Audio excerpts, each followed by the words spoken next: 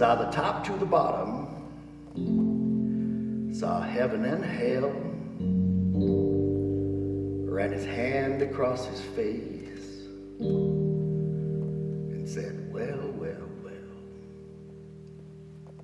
Now, later, after God raises up the holy city of Enoch, he weeps. Later in the story, in the Pearl of Great Price. And Enoch can't understand why an all-powerful, all-knowing God could do something so human as to cry.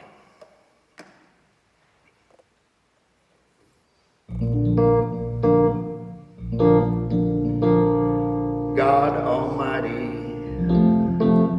raised Zion up to space. Not one dang sinner in the whole dang place. But all around the whole, where Zion had been, a whole lot of sinners and a whole lot of sin.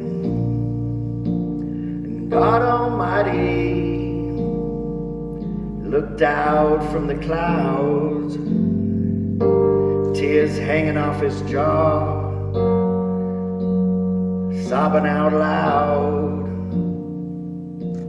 And old Father Enoch